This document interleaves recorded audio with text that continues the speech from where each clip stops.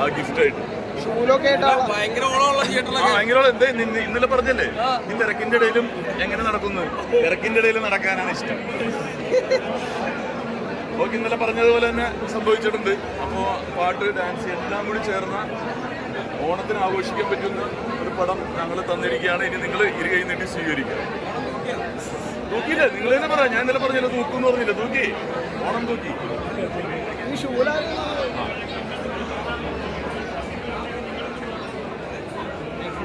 ഷൂല എനിക്ക് ഒരാൾ ഗിഫ്റ്റ് തന്നാണ് ഇപ്പൊ.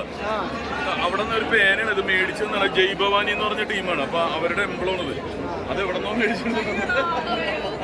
പെന്നാണിത്. അജ്മല് നമ്മുടെ ഫോട്ടോ ഇതുണ്ട്. പേന, ഇങ്ങനത്തെ പേന ആദ്യമായിട്ട് കണ്ടാണ്.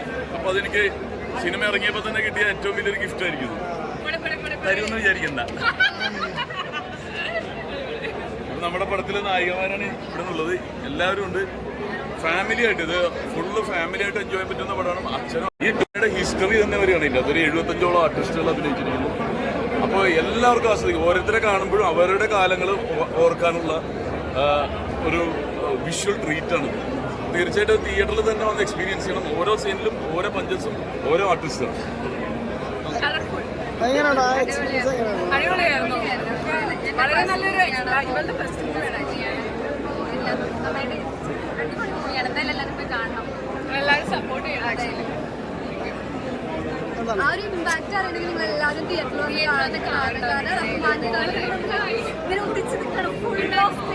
അതുപോലെ തന്നെ സൗകര്യ ചേട്ടനായാലും കാണുമ്പോൾ ഭയങ്കര രസമാണ്. ഓരോ ചേട്ടൻ വരുമ്പോഴായാലും എവറി ക്യാരക്ടേഴ്സ് ഭയങ്കര സന്തോഷം.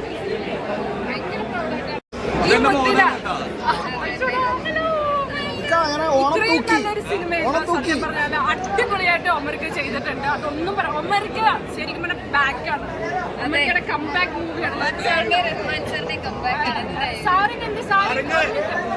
പടം ഞാൻ കണ്ടത് ബാഡ് ബോയ്സ് ആണ്. അതായത് ഓണക്കാലത്ത് ഇത്രയും നല്ല എന്റർടൈൻമെന്റ് ആയിട്ടുള്ള ഒരു സിനിമ ഈ ഓണക്കാലത്ത് ഒമർ ലുലു എന്ന് പറയുന്ന ഡയറക്ടർ കൊണ്ടുവന്നതിൽ എനിക്ക് വളരെയധികം സന്തോഷമുണ്ട്. ഇത്രയും പക്ക ഓണായിട്ടുള്ള പടം തുടക്കം മുതൽ അവസാനം വരെ ഫുൾ കോമഡി, അതുപോലെ തന്നെ മാസും കൂടെ മിക്സ് ചെയ്തുകൊണ്ടുള്ള ഒരു സിനിമയാണ്. ബാബുവിന്റെ ചേട്ടൻ, റഹ്മാൻ ചേട്ടൻ, അതുപോലെ തന്നെ ബിപിൻ ജോർജ്, പിന്നെ അതുപോലെ തന്നെ ഈ രാജാമണി, ഒരു വമ്പൻ താരനിര, ടെനി ടോം വമ്പൻ താരനിര വന്ന സിനിമയാണ്. പക്ക കഴിഞ്ഞ കൊല്ലം RDX കൊണ്ടുപോയിട്ടുണ്ടെന്നുണ്ടെങ്കിൽ തീർത്തും ഞാൻ പറയുകയാണ് ഈ കൊല്ലം ബാഡ് ബോയ്സ് കൊണ്ടുപോകുന്നുള്ള 100% ഉറപ്പാണ്. പഞ്ച് ഫുള്ള് ഓണ് പടം, ഒരു രക്ഷയില്ല. മേക്കിങ് കീട്ടിലുമായിട്ടുണ്ട്, കളർഫുള്ള്. അതായത് ഓമർ ലുക്ക പടം എന്ന് നമുക്ക് വ്യക്തമായിട്ട് പറയാം.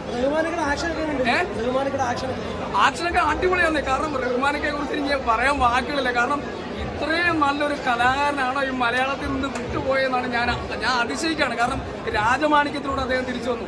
പക്ഷേ ആ രാജമാണിക്യം കഴിഞ്ഞതിന് ശേഷം മലയാളത്തിൽ ഇങ്ങനെ പടം വന്നിട്ടില്ല എന്നുണ്ടെങ്കിൽ ഇത്രയും കഴിവുള്ള ഒരു മനുഷ്യനെ നമ്മൾ മാറ്റി നിർത്തിയത് ഒരിക്കലും നമുക്ക് അനുവദിക്കാൻ പറ്റില്ല. കാരണം അത്ര നല്ല കഴിവുള്ള ഒരു നടന്ന എന്തും മാസം എന്ന് പറയാം. മാസ സീനൊക്കെ അടിപൊളിയാണ്.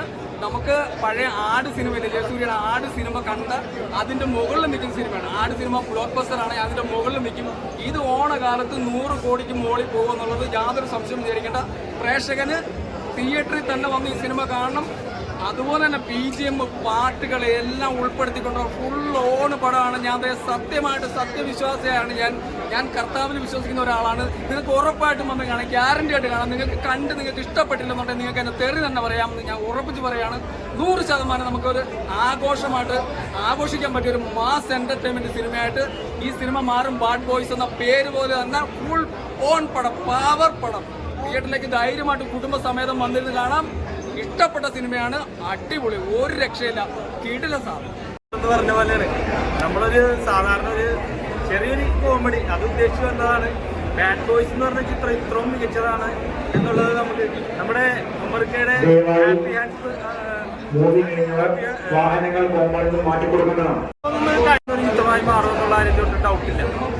ഒമർക്കയുടെ നമ്മൾ ഹാപ്പി വെഡിങ്ങും അതുപോലെ ചങ്ക്സ് ഒക്കെ കണ്ട് നമ്മൾ ത്രില്ലടിച്ച ആൾക്കാരാണ്. തീർച്ചയായിട്ടും ഒമർക്കയുടെ അദ്ദേഹത്തിന് വേറൊരു പ്രോഡക്റ്റ് നമ്മളെ ഇത്രയും കീഴടക്കുമെന്നുള്ള കാര്യത്തിൽ ഡൗട്ടില്ല. അത് അഭിനയത്തിൻ്റെ കാര്യത്തിലായാലും നമ്മുടെ റഹ്മാനിക്ക ആ പഴയ ട്രാക്കിലേക്ക് തിരിച്ചെത്തി. അതുപോലെ ബിപിൻ ജോർജ്, സെന്തിൽ കൃഷ്ണ, പിന്നെ അതുപോലെ എല്ലാ ആർട്ടിസ്റ്റുകളും അവരെല്ലാവരും മികച്ചതായിരുന്നു. തീർച്ചയായിട്ടും ഷീലു എബ്രഹാം പ്രൊഡ്യൂസർ കൂടിയാണ്, അദ്ദേഹത്തിന് എബ്രഹാം ഷീലു ചേച്ചിയും നല്ലൊരു അഭിനയമാണ് കാഴ്ചവെച്ച്. തീർച്ചയായും എല്ലാ ആർട്ടിസ്റ്റുകളും